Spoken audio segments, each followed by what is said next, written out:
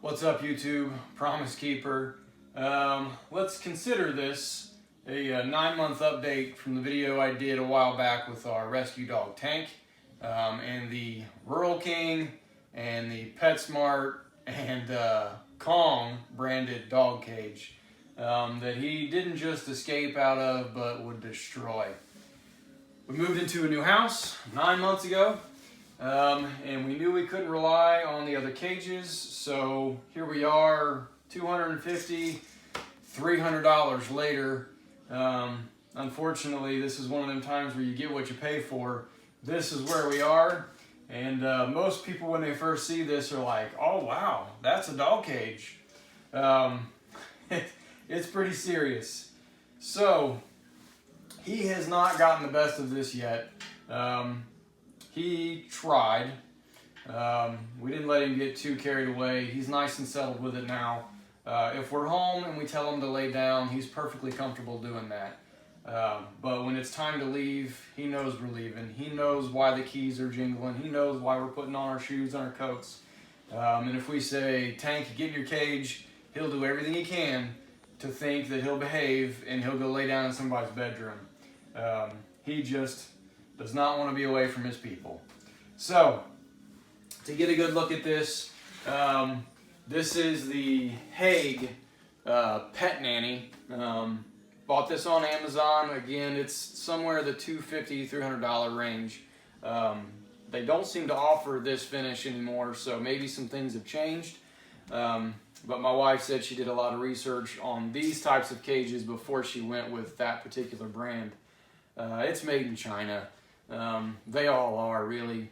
If you read some of the descriptive, or just read some of the comments in their advertisements that you slide through at the top, they don't speak English. It's comical.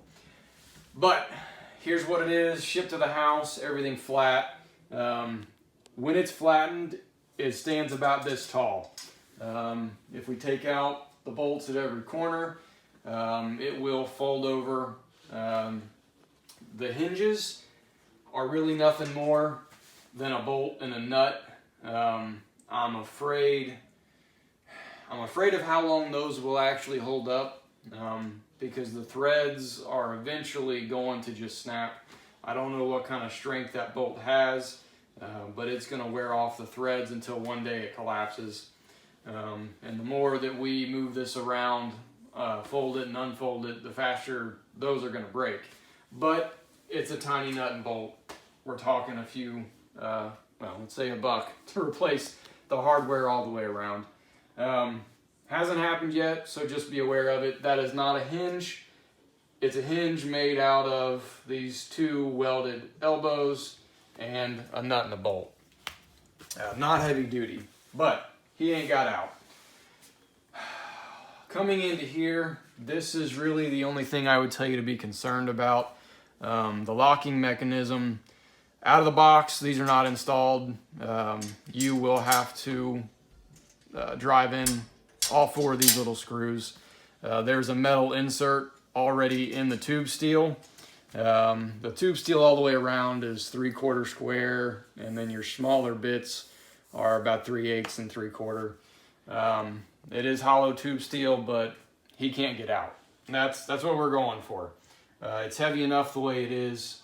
This is strong enough the dog can't get out, and he won't hurt himself trying because there is no give. On the hinges, what they did wrong, one thing they did wrong was they set the anchor, I believe on the top one, it's not snug. When you turn the screw into one of these top anchors, it's already stripped out. The rest have held just fine, so we haven't had any problems. But be careful when you put those in that first time, because if the anchor hasn't gripped right, you're just going to spin it right out. And then you're really just going to have to buy a larger bolt and do one yourself. Where they failed, and it's the same way I've seen other dog cages, I don't understand what the thought is with this latch system. Yeah, it'll keep you from pushing, but the dog has legs, the dog has paws. What's the dog gonna do? He's gonna scratch. So when the dog starts scratching, that's exactly what happens. and it takes nothing for a dog on the inside to scratch that right off. So you cannot rely on the hinge latch system they've given you, but what you have here is the alternative way of locking it shut, and that's what you're gonna have to do. There's been a couple of times Tank has flipped these open, but again, we don't rely on this. We have come up with really what's become the best way to keep him in and be able to get him back out fast, because when we get home, he gets excited. We use carabiners for a little while, but the carabiners are either too big or too small. And because of the way you have to angle them to try to unhook, it gets a little awkward. So we gave up on the carabiners. We went to zip ties, but you don't want to cut a zip tie off every time you let the dog out. So we got some heavy duty reusable zip ties, but when you pull these tight so there's no give, it's super awkward to be in a hurry and want to get him out and have to use the little release. So what we've settled on is we cut these off of an old trashed lead out, and this is how we make sure he doesn't escape when we lock him up. So that's worked really well. You're definitely going to want to look into one of those few options. We take a look on the inside. We gave him a mat because we're not evil. Under the mat, this is what we've got. It's more of that 3/8 by 3/4 lightweight tubing. The dog's not going to tunnel his way out, I guess. It's small enough that he can't get his paws stuck in here. My index finger barely fits to the first knuckle, but it's big enough that if he were to pee or some other stuff, or if there was food in the cage, it would fall down in the cracks. And on both sides, we've got these removable trays.